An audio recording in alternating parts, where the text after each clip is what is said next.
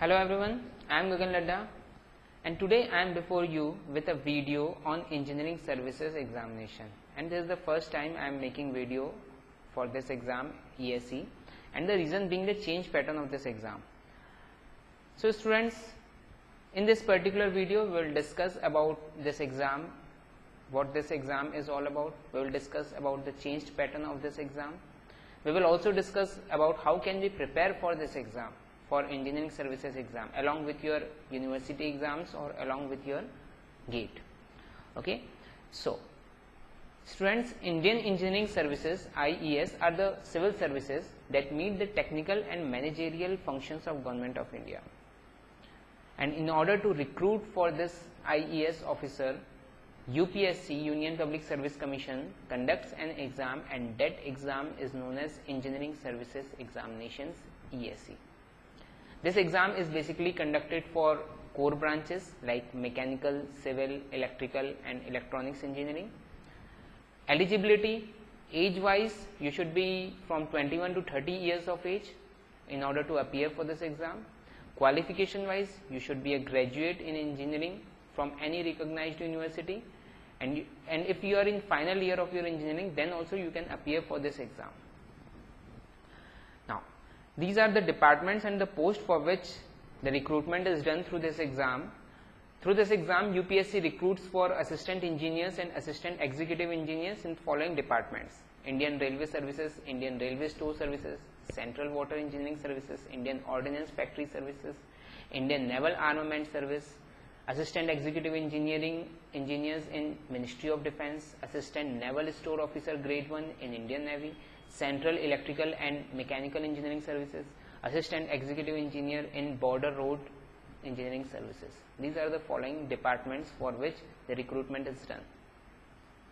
Now this is the current pattern of this exam. Current pattern means up to year 2016. From year 2017 onwards, the pattern of this exam is going to change. First we will discuss about this current pattern, and then we will see what are the changes in this pattern. Currently this exam is conducted in two stages. First is the written phase, written test, which is of 1000 marks, and second is the personality test, which is interview, which is of 200 marks. Written test जो है वो 3 अलग-अलग दिनों में होता है.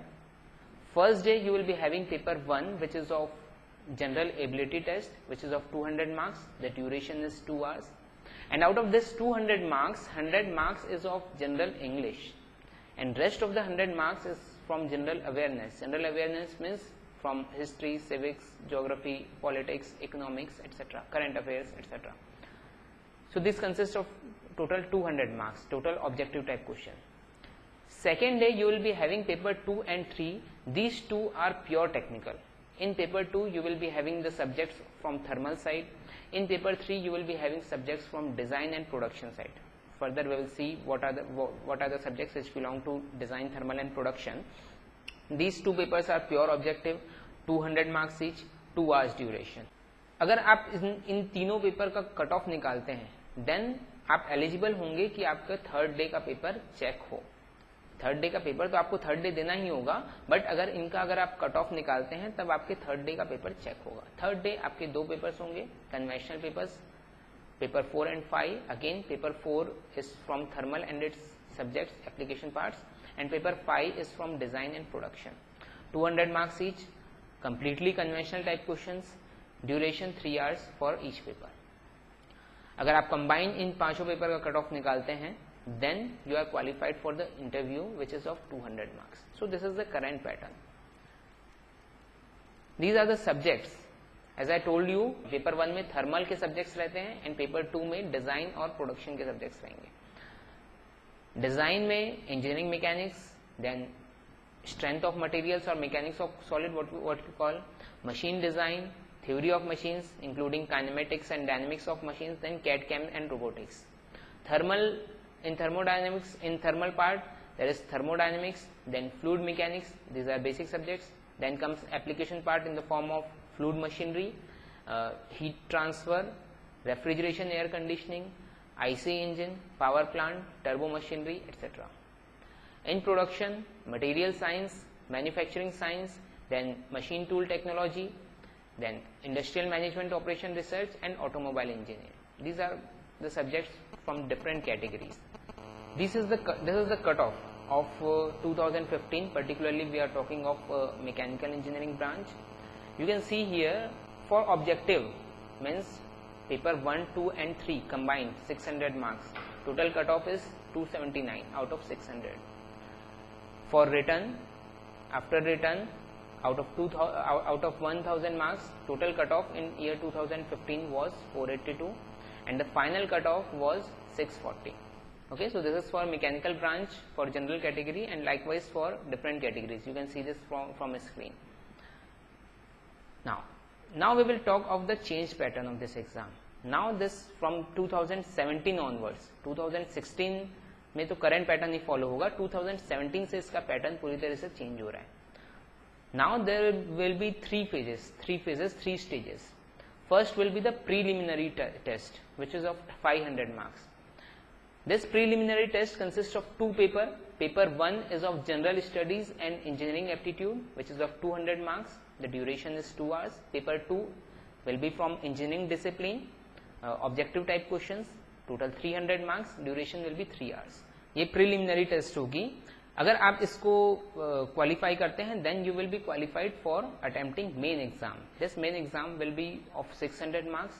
Two paper will be there. Paper 1 of conventional engineering discipline, thermal and its application parts. Paper 2 conventional from engineering discipline, design, production and its application parts. 300 marks, 3 hours, total 600 marks. Okay, तो total written जो होगी अब वो 1100 marks की हो जाएगी. Then अगर इसका कट ऑफ निकलता है, then you will be qualified for the personality test or interview, which is of 200 marks. So previously this exam used to be of 1200 marks. From 2017 onwards, this exam will be of 1300 marks. Okay, we will now discuss paper wise.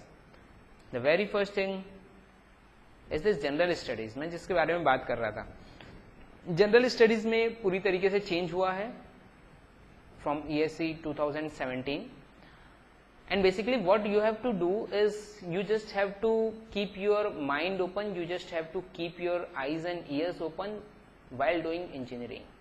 What I have observed in this change pattern, इसमें देखो total दो तरीके से आपको test किया जा रहा है.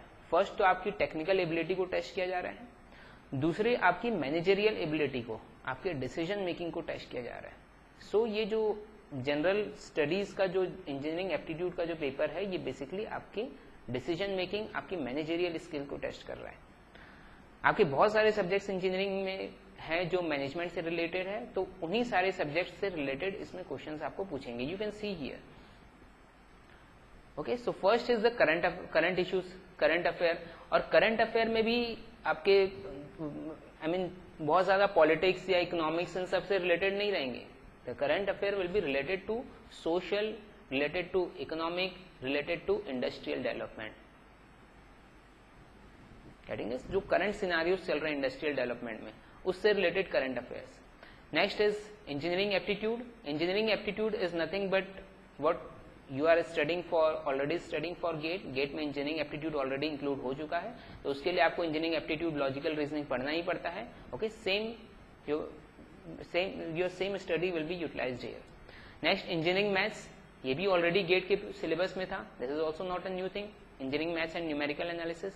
Next is general principle of design, drawing and importance of safety. ये I think हर कोई engineering के first year में पढ़ता ही है in the form of engineering graphics. Then you can see the standard and quality practices in production, construction, maintenance and services. Basics of energy and environment, conservation, environmental pollution and degradation. Then basics of project management. Okay, ये सब optional subject में रहते हैं somewhere or the other. Her university में मैं समझता हूँ ये रहते ही हैं. Project management के subjects. Then basic of material science and engineering. If you are from mechanical or civil or I think electrical भी ये subject पढ़ते ही हैं. Material science and engineering तो पढ़ते ही हैं. Then information and communication technology based tools. Then ethics and value in engineering profession. Okay, so these are all general studies subject, or you can call it as, इसको अलग नाम दिया गया है engineering aptitude के subjects. Okay, so best thing is that कि जो paper 1 पहले होता था उसमें उसमें जनरल इंग्लिश हुआ करती थी 100 मार्क्स की, and 100 marks is too much, 100 marks is not a joke. 100 marks की सिर्फ जनरल इंग्लिश हुआ करती थी, और इसमें जितने भी हिंदी मीडियम के स्टूडेंट्स हैं जिनका बैकग्राउंड हिंदी मीडियम से रहा है वो मार खा जाते थे। दूसरा, इंजीनियर्स को सबसे ज्यादा प्रॉब्लम जो जाती थी वो इन्हीं सब चीजों में जाती थी, लाइक उनको ज्योग्राफी पढ़ने में, हिस्ट्री सिविक्स पढ़ने में, ये सारी चीजों में जाती थी। तो ये सारी चीजें एलिमिनेट कर दी गई है। This is the best thing. Now this exam is more engineer friendly. Okay, अब आप अपने इंजीनियरिंग के साथ साथ ही इस एग्जाम की प्रिपरेशन करके आप डायरेक्टली इस एग्जाम में फिर अपीयर हो सकते हैं। Okay, now next, the syllabus में कुछ चेंजेस हुए हैं एज कंपेयर टू ESE 2016। जो करंट सिलेबस है उससे कंपैरिजन में कुछ चेंजेस हुए हैं, कुछ एक एडिशंस हुए हैं, कुछ एक ओमिशंस हुए हैं, डिलीशंस हुए हैं, कुछ एक सिंपली चेंज किया गया है, इधर से उधर टॉपिक को किया गया है with a new subject name. Okay, तो बहुत ज्यादा डिटेल में मैं नहीं जाऊंगा इसके। I will just tell you one thing इसमें, कि if you are preparing for GATE, same is the syllabus for this. क्योंकि कुछ एक सब्जेक्ट जो आईसी इंजन में एक्स्ट्रा हुआ करते थे पहले, IES में, ESE में जो एक्स्ट्रा टॉपिक्स हुआ करते थे उनको ओमिट कर दिया गया है। कुछ एक पावर प्लांट के एक्स्ट्रा टॉपिक्स को ओमिट किया गया है। तो ऑलमोस्ट अब आपका जो गेट का सिलेबस है और ESE का सिलेबस है वो सेम हो चुका है। आप चाहो तो उसकी पर्सनल एनालिसिस कर सकते हो अभी के और बाद के सिलेबस की, बट ऑलमोस्ट आपका गेट का और ESE का सिलेबस जो है वो सेम हो गया है। तो अगर आप गेट की प्रिपरेशन कर रहे हैं तो ऑटोमेटिकली आपकी साथ साथ में ESE की प्रिपरेशन हो रही है। सिर्फ एक सब्जेक्ट मुझे एक्स्ट्रा दिखा, and that is this mechatronics and robotics. This is the extra subject. ये आपको गेट में नहीं रहता है और ये सब्जेक्ट आपको अलग से बस पढ़ना पड़ेगा फॉर दिस। रेस्ट एवरी कुछ एक टॉपिक एक दो टॉपिक ऊपर नीचे होंगे तो होंगे, otherwise every topics are same. Now duration of this exam will be preliminary exam जो रहेंगी that would be taken around second Sunday of Feb. Okay, so this is another advantage कि देखो, I will now come to the preparation part कि आप gate के साथ साथ इसकी प्रिपरेशन कैसे कर सकते हैं। इसमें जो प्रीलिमिनरी एग्जाम होगी date will be on February, second Sunday of February, जिसका रिजल्ट डिक्लेयर होगा on 15th of April। Okay, और मेंस एग्जाम जो होगी, जो कन्वेंशनल टाइप क्वेश्चंस जिसमें रहेंगे, मेंस एग्जाम जो होगी date would be on 3rd weekend of July. Okay, जिसका रिजल्ट सितंबर एंड में डिक्लेयर होगा। तो ये इसका शेड्यूल है। अब इसमें देखो, the most beautiful thing is that कि आप गेट के लिए अगर प्रिपेयर कर रहे हैं तो आपकी साथ साथ में इसकी प्रिपरेशन हो रही है। एटलीस्ट जो प्रीलिम्स पार्ट है उसकी प्रिपरेशन आपके साथ साथ में हो रही है। कुछ एक सब्जेक्ट जो इंजीनियरिंग एप्टीट्यूड का जैसे मैंने बताया वो आपको अलग से पढ़ने पड़ेंगे, बाकी पूरे ऑब्जेक्टिव पार्ट की प्रिपरेशन आपके साथ साथ में हो रही है। और ऑलमोस्ट 1 या 2 वीक के गैप में आपके गेट और ये एग्जाम कंडक्ट होगी। ओके, तो आप अगर प्रिपेयर कर रहे हैं, अगर आप गेट के लिए प्रिपेयर कर रहे हैं, आई वुड सजेस्ट कि आप पूरी तरीके से गेट में फोकस करिए। तो आपके साथ साथ में इसकी प्रिपरेशन हो ही रही है, प्रीलिम्स की प्रिपरेशन। फिर आप प्रीलिम्स एक बार दे देते हैं, then you will be having 3 to 4 months of time which is sufficient for preparing for conventional. आप कंसेप्ट के साथ पढ़ ही रहे हैं, आप ऑब्जेक्टिव क्वेश्चंस बना ही रहे हैं, तो सेम कंसेप्ट को यूज करके फिर आपको अपनी प्रिपरेशन का डायरेक्शन थोड़ा सा चेंज करना पड़ेगा। अब उसको कन्वेंशनल टाइप में ले जाना पड़ेगा। अगर आप शुरू से कन्वेंशनल टाइप में जाते हैं, ओके, तो जो देखा हूं मैंने अपने स्टूडेंट्स में जो प्रॉब्लम आती है, जो लोग ESE की प्रिपरेशन भी साथ में करते हैं, उनको थोड़ा सा डिटेल आंसर लिखने की आदत हो जाती है। ओके, तो ये चीज प्रॉब्लमेटिक जाती है, कहीं ना कहीं एक साइकोलॉजिकल बैरियर एक बनता है आपके गेट में या फिर इसके ऑब्जेक्टिव एग्जाम में। ओके, तो आई वुड सजेस्ट कि आप कंसेप्ट में नो डाउट आपको कोई कॉम्प्रोमाइज नहीं करने हैं, आप प्रूव्स भी साथ साथ में करते चलिए। ओके, बट जो आप प्रिपरेशन कर रहे हैं वो गेट के हिसाब से करिए, आप पूरे शॉर्टकट ट्रिक्स के हिसाब से करिए, ऑब्जेक्टिव टाइप की प्रिपरेशन आप करिए। ओके, एक बार आपका प्रीलिम्स हो जाता है फेब में, देन आपके पास 3 to 4 months का टाइम रहेगा। उसका रिजल्ट हाउएवर अप्रैल में आएगा, but you don't have to wait for the result. अगर आपका पेपर अच्छा गया, if you are confident enough, then you can start your preparation for conventional as well. तो उसके बाद फिर आपको सिर्फ और सिर्फ अपनी प्रिपरेशन की डायरेक्शन चेंज करनी है।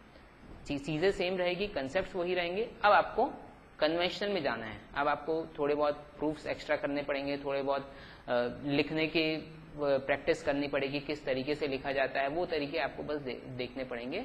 रेस्ट मुझे नहीं लगता इसमें कुछ और प्रॉब्लम होनी चाहिए। Well, this I should not say, but this exam is believe to be one of the toughest exam for engineers, toughest exam not in terms of the difficulty level of the exam, but toughest exam in terms of number of selections. Okay, in year 2015, if I give you the figure, total 1,57,649 candidates appeared for this exam, and out of which only 434 candidates got selected. So, and this was the least selection ratio ever. Okay, so obviously competition is very much, but एक सही plan के साथ अगर हम बढ़ें तो definitely हम इसमें सक्सेस अचीव कर सकते हैं. Okay, so these are the few things which I thought I should share with you. I hope this video was useful to you. See you in the next video. Thank you. If you have any questions, you can write on comment box. You are always welcome to mail me your queries regarding the preparation. Thank you so much.